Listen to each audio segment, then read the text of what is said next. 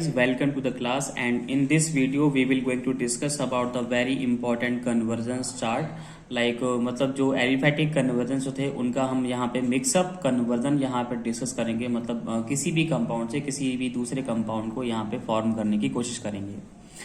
And we will start with the carbon. Carbon से हम यहाँ पे स्टार्ट करेंगे। तो सबसे पहले हम यहाँ पे क्या करने वाले हैं, कार्बन का यहाँ पे हाइड्रोजनेशन करेंगे। हाइड्रोजनेशन का मतलब हाइड्रोजन के साथ यहाँ पे ऐसे हीट करेंगे in a furnace at a very high temperature like 2500 degree Celsius.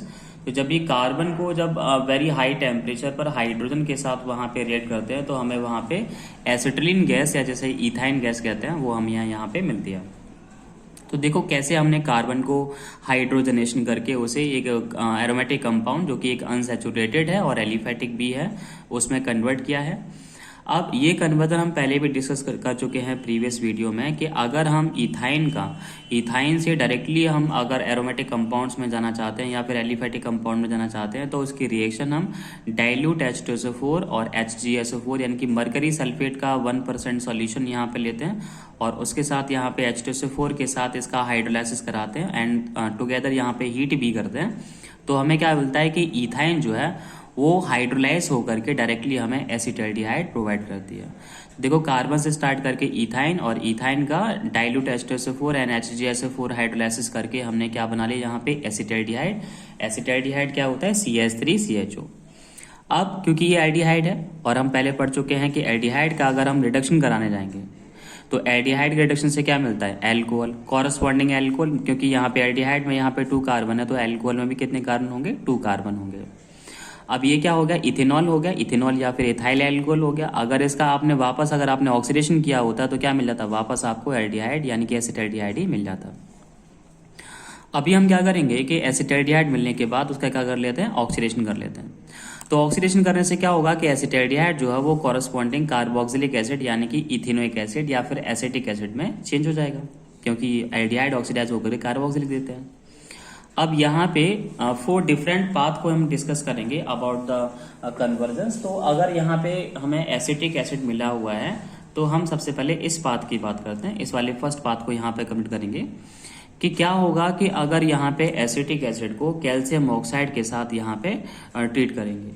Calcium oxide क्या है, एक मेटल ऑक्साइड है और मेटल ऑक्साइड क्या होते हैं बेसिक नेचर के होते हैं और ये क्या है एसिड है। तो एसिड और यहाँ बेस क्या बनेगा सॉल्ट जिसका नाम होगा कैल्शियम एसीटेट। CH3COO क्या होता है एसीटेट होता है और कैल्शियम के साथ यहाँ पे लिया हुआ है जो कि एक डाई वैलेंसी कैटाइन है। तो यहाँ पे इसलिए यहाँ पे वोल्टवाइज लगाया हुआ है तो यहाँ पे आपको कैल्शियम एसीटेट मिलेगा।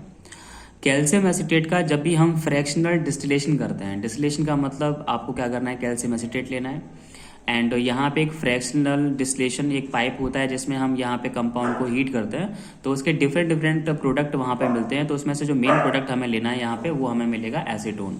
तो एसीटोन जो है वो इसके फ्रैक्शनल डिस्टिलेशन का मेजर प्रोडक्ट होता है। तो मैं सबसे ज्यादा अमाउंट में आपको एसीटोन ही मिलता है। एसीटोन क्या होता है CH3COCH3। तो यहाँ पे एसीटोन हमें मिला हुआ है by the distillation of the calcium acetate, right. अब यहाँ पे कैल्शियम एसीटेट मिलने के एसीटोन मिलने के बाद अगर हम इसके रिडक्शन के लिए जाते हैं और रिडक्शन के लिए हमने यहाँ पे रिड्यूसिंग एजेंट जो यूज किया हुआ है वो ZnHCl यूज किया हुआ है। तो यहाँ पे इसका ये जो ऑक्सीजन है ये रिड्यूस हो जाएगा तो यहाँ पे क्या आ जाएगा हाइड्रोजन। तो यहाँ पे CH3CH2CH3 यानी कि एल्केन आ गया और इस एल्केन का नाम क्या है 3 कार्बन का एल्केन है मतलब प्रोपेन है, ठीक है। अब एल्केन आ जाता है तो हमने प्रीवियस वीडियो में डिस्कस किया हुआ है कि एल्केन आने के बाद क्या होता है माइंड में एक ही थॉट होता है हेलोजन लाइट का, ठीक है। तो मतलब हेलोजन की प्रेजेंस में लाइट यहाँ पे मतलब एक हेलोजन की प्रेजेंस में लाइट की प्रेजेंस में हेलोजन से रिएक्शन कराएंगे तो यहाँ पे अल्काइल हैलाइड मिलेगा वो भी कॉरस्पॉन्डिंग क्योंकि 3 कार्बन का एल्केन है तो 3 कार्बन का अल्काइल हैलाइड यानी कि प्रोपाइल क्लोराइड यहाँ मिलेगा जिसका अगर हम एल्कोहलिक अक्वेस QH के साथ रिएक्शन करेंगे तो यहाँ पे क्या होगा सब्स्टिट्यूशन होगा मतलब Cl की जगह यहाँ पे OH आ जाएगा। ये काफी बार हमने सीखा हुआ, अब तो ये आपकी प्रैक्टिस में भी आ चुका होगा। जिनको अगर ये अक्वेस और एल्कोहलिक QH समझ में नहीं आता है तो आप प्रीवियस वीडियो देखेंगे।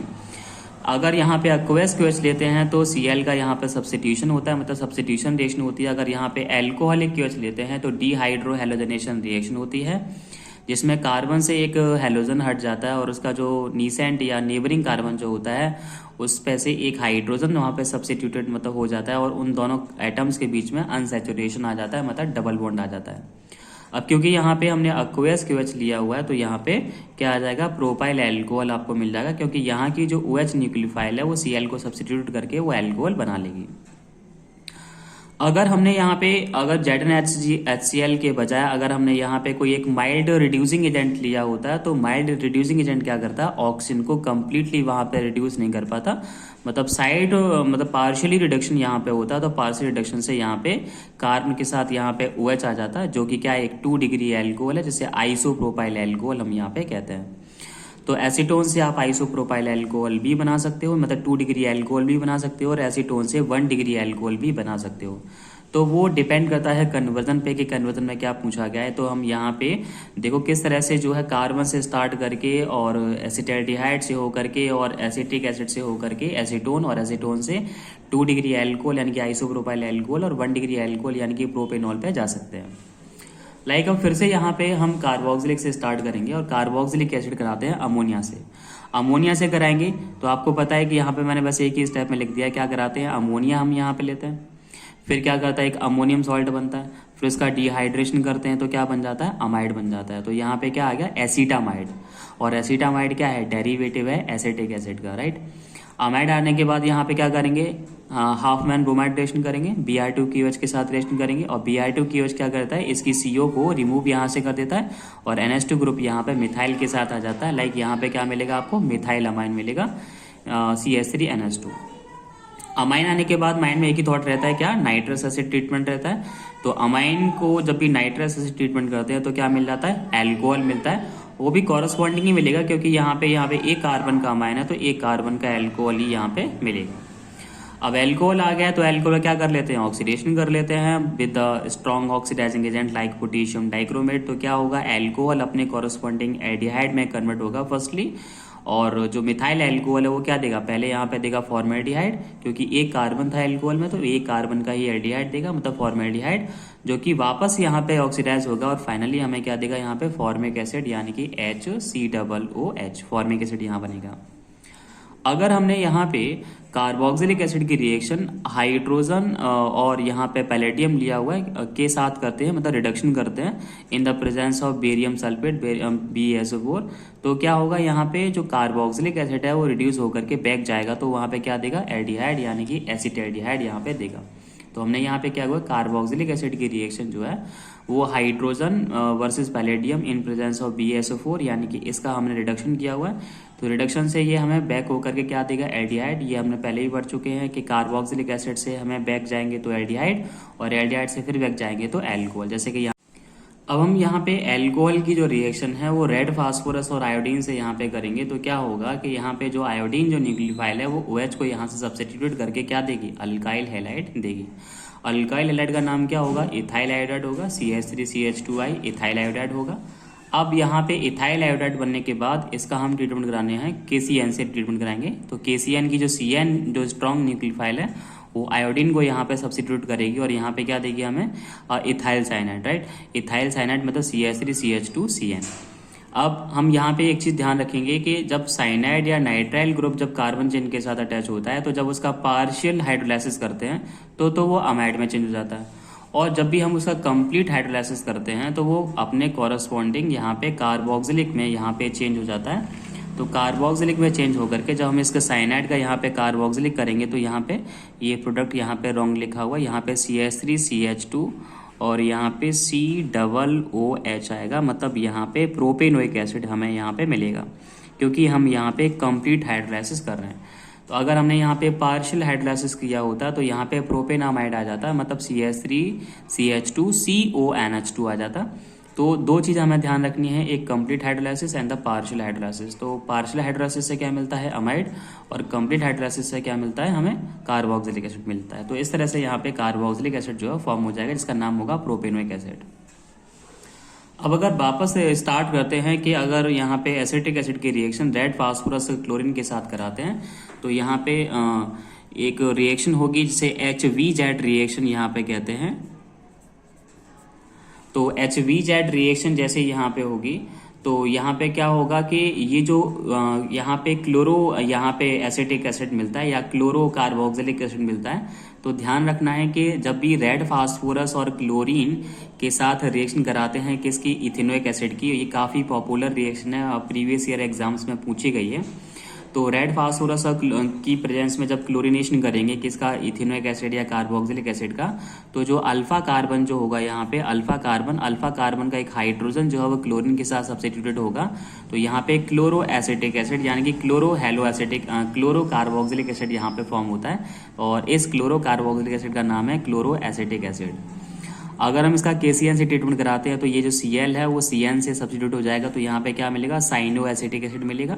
एंड यहाँ पे क्या करेंगे, कंप्लीट हाइड्रोलाइसिस करेंगे। जैसा कि मैंने कहा था कि कंप्लीट हाइड्रोलाइसिस से क्या होता है कि ये जो वाला जो ग्रुप है वो कार्बोक्सिलिक में चेंज हो जाता है। तो CH2 के साथ एक COOH तो ये वाला है ही है, और यहाँ पे भी क्या आ जाएगा, COOH आ जाएगा। तो यहाँ पे ये COOH तो है ना, और ये CN भी कंप्लीट हाइड्रोलाइसिस से COOH में कन्वर्ट होगा।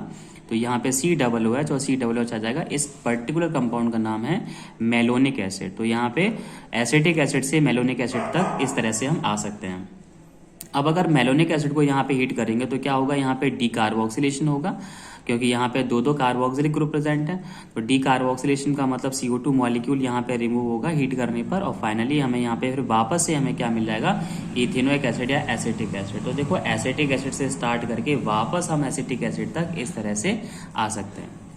अब हम क्या करेंगे, यहाँ पे एसिटाल्डिहाइड से एक रिएक्शन और पढ़ेंगे कि अगर हम एसिटाल्डिहाइड की रिएक्शन जो है, ये एसिटाल्डिहाइड है, एसिटाल्डिहाइड की रिएक्शन अगर हम PCl5 से कराते हैं, मतलब फास्फोरस पेंटाक्लोराइड से कराते हैं, तो यहाँ पे क्या होगा, न्यूक्लियोफिलिक क्लोरीनेशन होगा, जिससे कि यहाँ पे जो ऑक्सीजन है वो 2 क्लोरीन से यहाँ पे सब्स्टिट्यूट हो जाएगा। तो यहाँ पे हमें क्या मिलेगा, डाइक्लोरोइथेन यहाँ पे मिलेगा। अब यहाँ पे डाइक्लोरोइथेन की रिएक्शन पोटेशियम साइनाइड से कराते हैं, मतलब KCN के साथ कराते हैं। तो CN क्या करेगा, इन दोनों क्लोरीन को सब्स्टिट्यूट करेगा। तो यहाँ पे डाइसाइनो यहाँ पे इथेन मिलेगा, यहाँ पे डाइनाइट्रो इथेन मॉलिक्यूल मिलेगा। और अगर हम इसका क्या करते हैं, वही हाइड्रोलाइसिस कर रहे हैं यहाँ पे इन प्रेजेंस ऑफ HCl, तो यहाँ पे क्या मिलेगा, डाइकार्बोक्सिलिक एसिड यहाँ पे मिल जाएगा इस तरह से।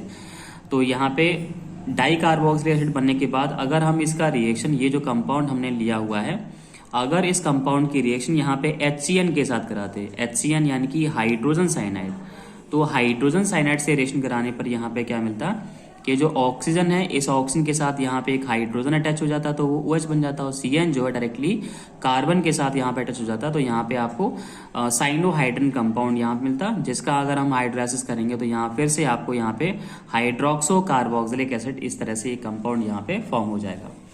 तो यहाँ पे हमने क्या देखा कि मिक्स कन्वर्जेंस यहाँ पे कंपाउंड का यहाँ पे डिस्कस किया हुआ है। तो इस तरह से आप एक कंपाउंड से किसी भी दूसरे पर्टिकुलर कंपाउंड में आप जा सकते हैं, और बाकी जो पीछे के कन्वर्जेंस हैं उसके लिए आप यहाँ पे एल्डिहाइड और एल्कोहल और जो भी हाइड्रोकार्बन की जो कन्वर्जेंस सीरीज जो सिखा रखी हैं उनको एक बार जरूर देखें। तो वहाँ पे बाकी जो यहाँ पे अगर कोई डाउट आया तो वहाँ पर वो क्लियर हो जाएंगे। अगर फिर भी कोई डाउट अगर रह जाता है तो मुझे आप कमेंट बॉक्स में कमेंट करके बता सकते हैं, मैं आपके डाउट के लिए एक वीडियो जरूर बनाऊंगा। एंड जो हमारे पास जो हाइड्रोलाइसिस जो आप बार बार आज आया था, तो आज हम एक वीडियो जो है वो कार्बोक्सिलिक एसिड के हाइड्रोलाइसिस के लिए बनाएंगे कि अगर कंपाउंड का, मतलब कार्बोक्सिलिक एसिड का अगर कंप्लीट हाइड्रोलाइसिस करते हैं और पार्शियल हाइड्रोलाइसिस करते हैं तो कौन कौन से कंपाउंड मिलते हैं। Thank you for watching this video, share and subscribe this YouTube channel.